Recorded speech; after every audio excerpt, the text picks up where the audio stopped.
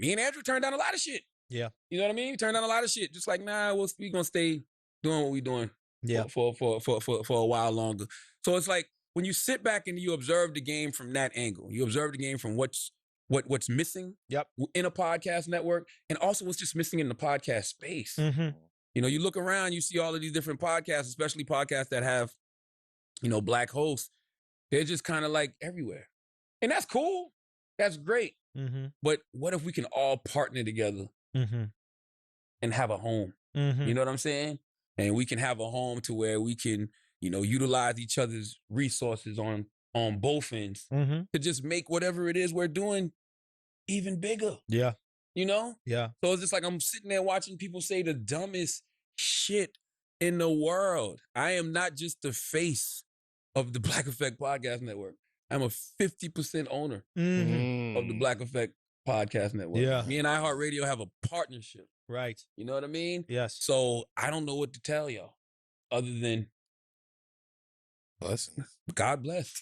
You know what I'm saying? Yeah, and I'm not that type of person. Like I'm not if I hear certain people saying certain things, like I'm not the type to just jump out there and tell you what I'm about to do. I'd rather show you. I'd rather show and prove through actions and deeds. Right. Than all of that words and lip service. I can get on the podcast and, inflect my voice and throw my words and let veins come out of my neck and tell you about what I want to do. And I'd rather do it. Yeah.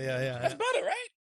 Well, yeah, I think so. Yeah, because anybody can say it. Anybody can say it, but are you doing Execution is tough. Execution Execution separates you from 99% of the people. Everybody got ideas. About it. Yo, so let's talk about Charlamagne and versus Joe Budden. I've discussed Joe Budden and both of them on the show. I have no fight in the game. I don't pick sides. I'm just looking at it and trying to learn game. But let's talk about that. Light skin versus dark skin. Nah, because Charlamagne is fake light skin now too when he scrubbed his face and stuff. And Joe just got his teeth fixed and he doing Botox. He looked like Charlamagne after he got his little skin lightening shit done. But let's talk about it though. Ooh. That shit today. Now that we feel all right, that's not true. That's what they would say. What would they say? That you're complaining about the way the game is played. That's not true. They would. I know, but it's not true. Got you on that. I'm with you. However the game is played, Nick Saban, Coach K, Michael Jordan, any of the greats, Kobe, any of the greats will tell you, we don't get to make the rules. The greats are greats because of adaptation. Yeah. How can we adapt to the rules? I don't think Spotify would say that, Maul, right? It's just my opinion. Because as I've been saying forever now, there was never a Spotify beef. Right. Hear me and hear me good out there. Idiots that have just been typing things. There was never, you know what? We gave out so much great information over the last few podcasts, with the exception of the last one, that some people don't know how to interpret it. My message to Spotify Mall was always, for the idiots here, hey, we both won. That's what you started with, I believe. But they didn't hear that. Yeah. They didn't hear that part. Yeah, I get it. They didn't hear, hey, we wanted data. Whether y'all gave it to us or not, we received some. And y'all wanted to scale. And you did that. We both should be celebrating right now. It's what I say to failed relationships. Hey, if we failed and I wronged you, we should be celebrating that we split and we're happier now. Yeah. We shouldn't still be angry at each other. I think because I was loud and because I was giving out a lot of information, some people mistook that. Maul, I'm not complaining about the game. We had a contract. We fulfilled that contract, a 2-year contract without complaint once. And when it was time to fix it or move forward, we had questions. Right. So my initial thoughts was when I listened to Joe doing his little rant, which is what he does. That's his MO. That's his, that's how he has a podcast that was, top 1 on Spotify for like 2 years. But listening to the arguments that Joe was making, I didn't take it as he was F Spotify, they're trash, this and that, we out. He literally, to me, it sounded like, yo, I wanted to see what was in the secret sauce. I wanted to know what was, behind the wall. And Spotify didn't want to let them know what they was cooking in the kitchen. He asked questions. Of course, they don't tell you. Who else said that? Kanye West. When he tried to get information about the clothing industry, when he tried to get information about what's going on, his white liberal friends like, no, you rap. No, you don't come behind. Like, no, you stay in that lane over there. So in there, I get what Joe Budden was saying. He's like, yo, I tried to get the information. They gave me a little bit. I had to peek at the kitchen and see some of the recipes. I ain't get it all, but, yo, I'm going to tell you what I did got. Now, that's the way he wanted to do it. And learning from what I saw in the Breakfast Club with Dapper Dan and how we was all killing Kanye and how the Houseway moment made, they talking about Kanye's an idiot, but Dapper Dan confirmed everything that Kanye was saying about the fashion industry. It's not about selling to black people. It's about being global. It's about competing in the world. It's not that y'all thinking too little. If you listen to every single one of the people who broke barriers, getting into that billionaire line, they're talking about being global. They're not talking about just being in a niche market. Like, that's easy. I don't want that. I want the Japanese market. I want the Chinese. I want to be like Stephon Marbury. He can go overseas and be superstar over there too. We 13% of the population. It's just not enough. It's not sustainable. For further evidence, I direct you to the former owner of Shea Moisture. It wasn't enough. He couldn't compete with companies in Japan and China just dealing with the black market. Why he did them commercials with the Beckys in it. But listen to all that. That's what I got from the situation, is that this is the way Joe wanted to do business. He does his extraness and his loudness and veins popping, which I think over the top. I couldn't be in a room talking to somebody like that. It's just like, no, chill. It's Corona. You spitting everywhere. But that's what he does. So then Charlamagne comes in and he does his reveal of what he did. And my first glance was like, okay, despite me feeling like I don't have a home in black media as far as all the content to me is overly liberal and biased, and I don't want, and it's annoying to the point where I limit what I listen to now because it's all the same shit, literally. Even Joe Budden podcast, Hot 97, The Breakfast Club. The View's not even black, but Whoopi and Sonny say the same shit and believe the same shit almost all the time. All the black pundits on CNN and NBC, it's all the same liberal fuckity fuck shit all day, every day. No. It does seem like we're monolithic, as creepy Uncle Joe said, when it comes to thoughts on some of these issues that go on. So I'm like, I don't have a fight. Like, out of all the shows that Charlamagne mentioned, like, I've watched the interview of somebody who's interested on Drink Champs, but I don't watch that. Tesla Figaro, who, I do respect her commentary. Don't agree with her, obviously, on a lot of things, because she has been a liberal her whole life. But I respect her delivery. And she's probably one of the few people on that entire 26 people. Not just hilarious. I don't want to touch anything that Tiffany Haddish is a part of. The horrible decisions. That shit is just smut and disgusting biracial birds talking reckless on their show. None of that is appealing to me. So it's like, okay, cool. A bunch of black folks and mixed people gonna make some money or get some ad revenue or whatever. I don't even know how that even works. Joe said, asked the question, are they getting ad revenue? I don't know. But I'm saying, I'm not going to knock the hustle. I'm not going to knock saying, black people getting some opportunities, whatever. But what I did hear, and Joe said it differently, but he said it was a pyramid scheme. He said, you just got rehired, re-signed at a job that wouldn't give you the money you wanted. So in order for you to get a little bit more money, they said, go bring a bunch of them other podcasts over there that are doing their own thing individually, some of which were already streamed on my service, but we're going to independently stream them here. You go get them and bring them back home to us. Which is the same thing that Spotify offered Joe, which is the same thing that Charlamagne tried to go shop at Spotify, and they told him no. Bars. So that's that. Joe said that. I don't know if that's the truth, but that's how I heard it. It's like, wait a minute. Because I in my mind I was getting it twisted, thinking that iHeart and Revolt is the same, but they're not. That was my bad. I slipped up. But I'm like, so you work for iHeart, and that's the radio station that you are syndicated through, and then now you the radio people doing another department where y'all want to do podcasts, and the Breakfast Club is going to headline that, and it's like, oh. And I didn't think of it, but Joe said it. Like, so basically, you just. My analogy is you basically the white chick that work at a recruiting company, and you get paid for everybody who gets a job at a temp agency or something like that. That's what it sounds like to me. But again, not mad at it. That's what Charlamagne wants to do. He wants to do what he has to do in the system. And the thing that's funny about that is like Charlamagne has been the dude that's always talking about F these crackers, F these white people, white devils, all that stuff, saying it, which they allow him to do that. Trust me, they let him do that. He's been that guy often, like, and that's one thing that had me confused. That's something I had to be like, I paused because he was doing that about the situation with Virgil, who got the deal with Louis Vuitton. I think, look that up, Google it if I'm wrong.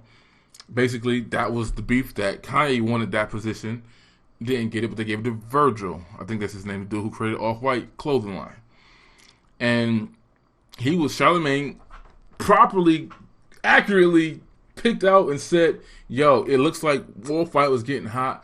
And it was selling among us, the black culture, yes, not mainstream. And he tried to take it to the next level by doing his deal with Louis Vuitton. And that makes his brand get bigger, better. Charlamagne saw that as, oh, you just picking off a black person who's doing their talent and who's getting hot, and you're going to eat off of that. That's exactly what Joe's accusing Charlamagne doing now.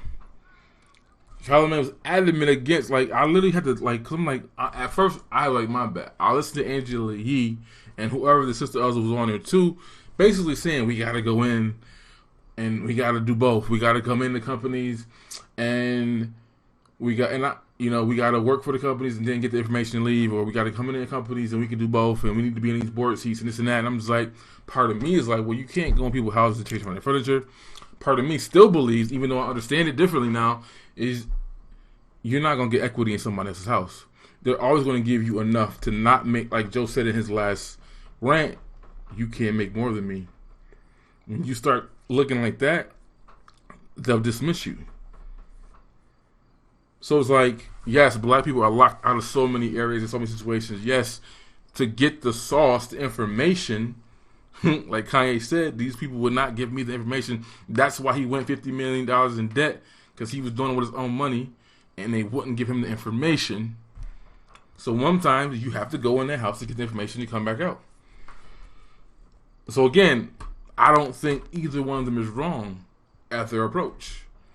The problem is when Charlamagne, bitch ass, goes out and he asks Joe, like, let's not fight publicly, especially on these, or not, well, yeah, Joe was on Spotify still until 2 more episodes, and Charlamagne's on iHeart, and y'all over here fighting each other on these white men platforms, which I've accused a lot of black folks doing on Vlad TV.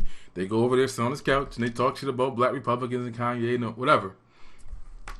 Charlamagne asked Joe not to do that publicly. But he went on his own show and took shots. And then when he started talking about the whole situation with Joe, and I didn't listen to the part where Joe admitted to jerking off a dog or trying to do breeding with the dog, whatever, which is something that you do when you are breeding, making money off of dogs. But I didn't even pay any attention to that. I heard it going viral, and I didn't want to hear it or investigate it, whatever. I'm like, whatever. But my issue was that listening to the Brilliant Idiots podcast and Schultz and Charlamagne were going ham and going in with the dog jokes. I'm like, Charlamagne admitted to letting the dog lick his balls, and he didn't push him away. So how are you coming at this man for allegedly jerking his dog off to get his sperm so that he can breed the dogs with other animals and make money? To you, several times telling the public what you done did. How do you also, and again, Joe Budden and the woman beating thing, that's not going to go away. Joe, sorry, is here. Once it's happened, it's gone. And that's one of my issues with these rappers and these entertainers is these motherfuckers go hard on the president and Trump and this and that. I'm like, he is the epitome of everything you are. Y'all not in a position to make these arguments. Shut up and let the pundits do the talking. Except for Andrew Gillum, because, y'all heard what he done came out and said today. He can't talk either. That's crazy, though. If they found... No, I'm not going to talk about that right now. But anyways, we're going to get into Andrew Gillum again. Pause. But Charlamagne's not in the position to start the rumors, to spread the things, and do the things he's doing. And I do believe that some of this stuff, because I saw it.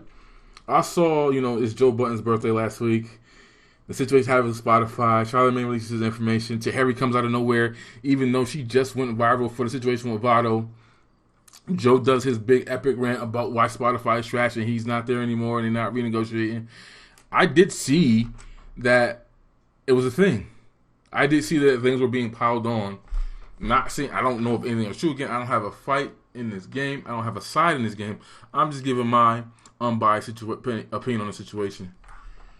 But it did look like there was something happening in a Samara situation, because it was just back to back to back to back, boom. And I think Charlamagne is petty like that. Charlamagne talked about how cool academics is and how that's his guy. And I've watched how he said things and done things and taken shots at him subliminally and openly. So I'm like, that's just the type of dude that Charlamagne is. He does perceive to be a snake. That's the way he comes off.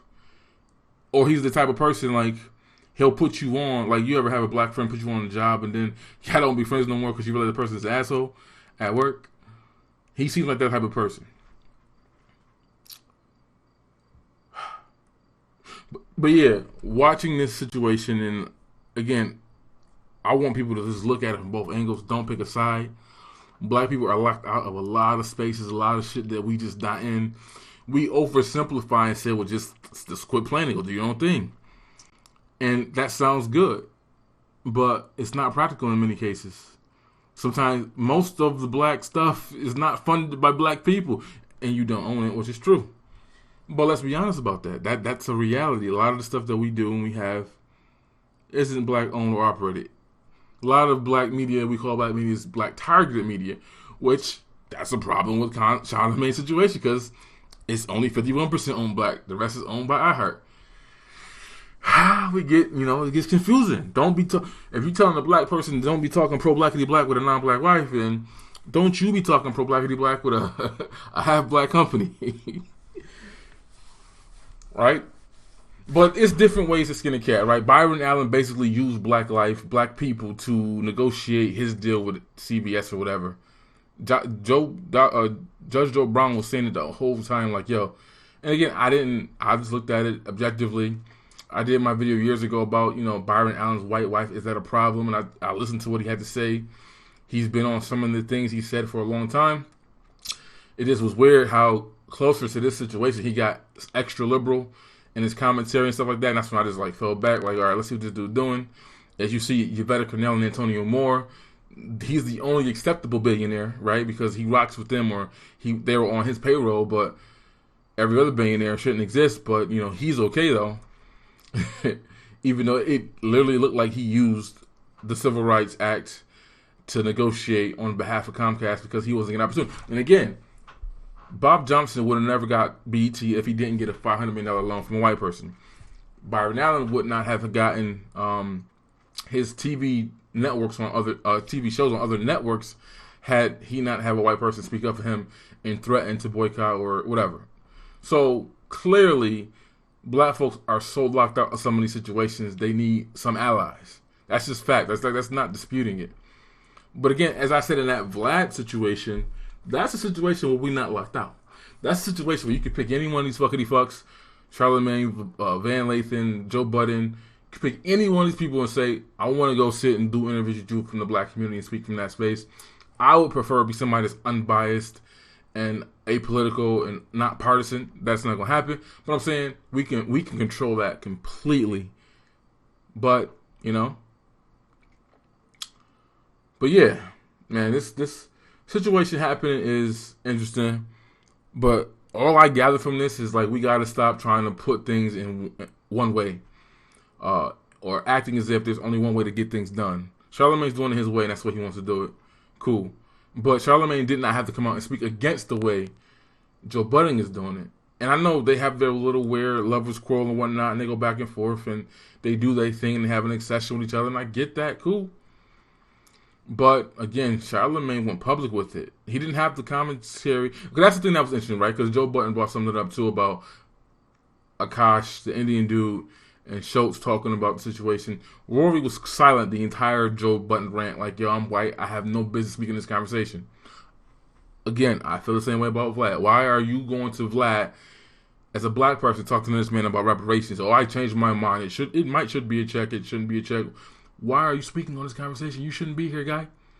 This ain't for you. Rory did exactly, as we call him Casper with the red hair, he did what he's supposed to do. He shut the fuck up and listened.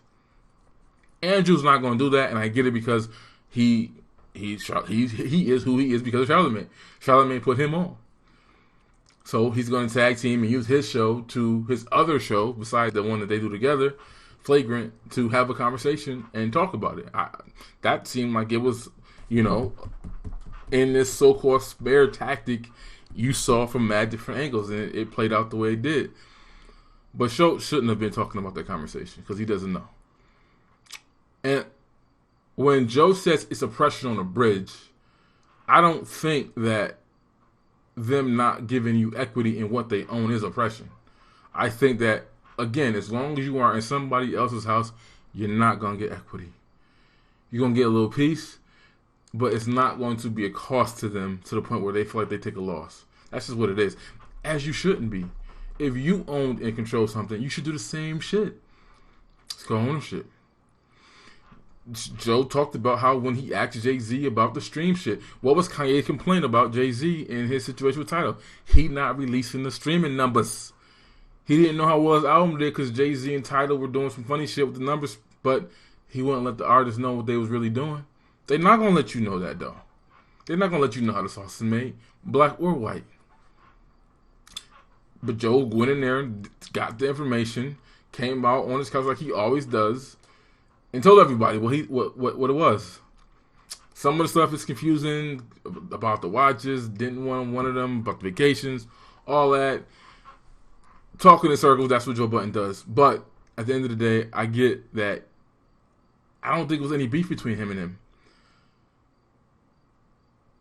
They did their deal for 2 years. He wants to go somewhere else and leave the contract is done. Like, that should be what it is. Why did Charlamagne feel a need to do that?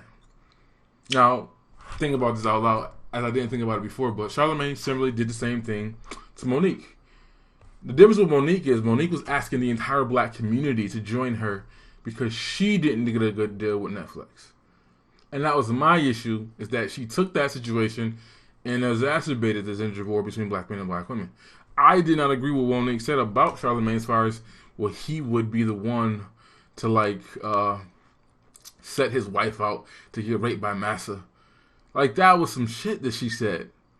All because she couldn't get it done because they didn't see her worth. Every day, even Schultz said it on The Brilliant Idiots. Joe Budden said it. A lot of people said, we turn down deals all day long.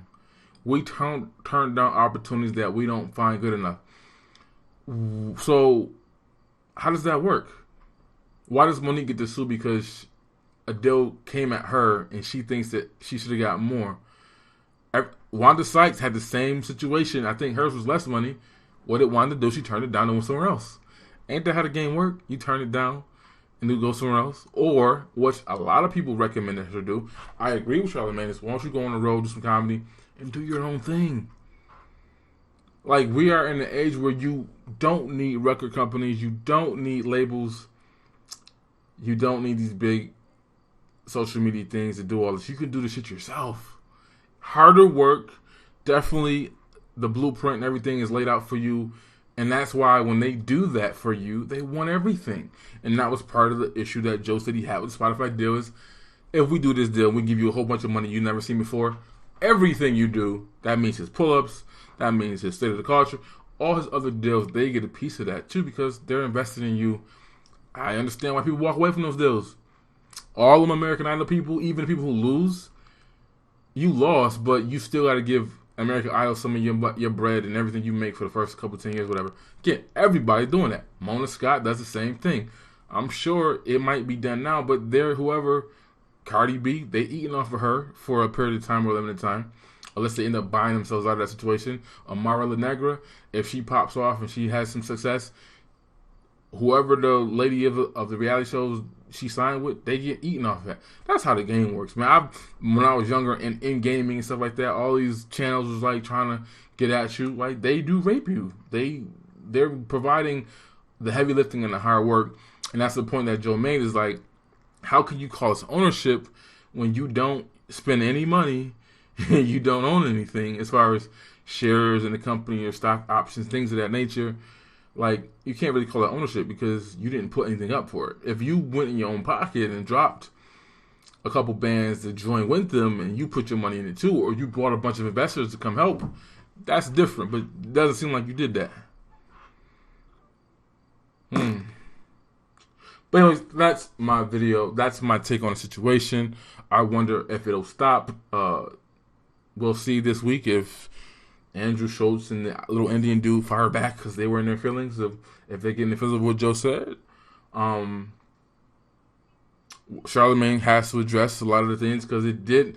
Noriega called the Joe Budden show, and he was stuttering like a motherfucker when Joe asked him some of the same simple questions like, do you get stock options, or are you getting ad revenue? Do you own anything? Do you have a board?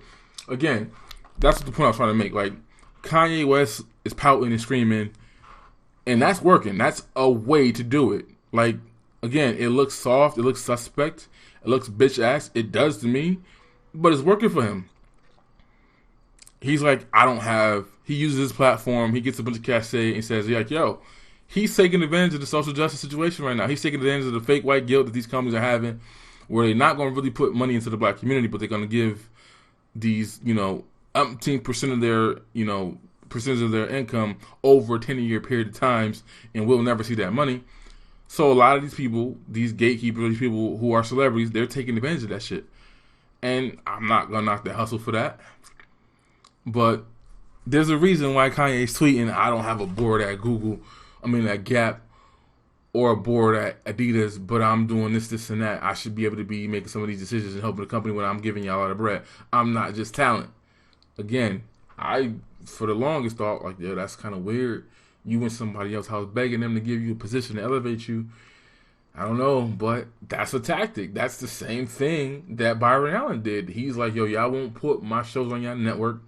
I'm going to say y'all racist, even though it could not be that. But again, allegedly, he had proved that there was some things that were said about not letting another BET happen or whatever. But that's the tactic he's using, and it's working for him. Basically, what Al Sharpton has been doing for the last 20 fucking years is going around telling companies, oh, okay, you good because you hired enough black people, or you gave me a couple chicken wings. Again, Byron Allen accused or criticized Al Sharpton for being that what Joe Budden is calling Charlamagne right now.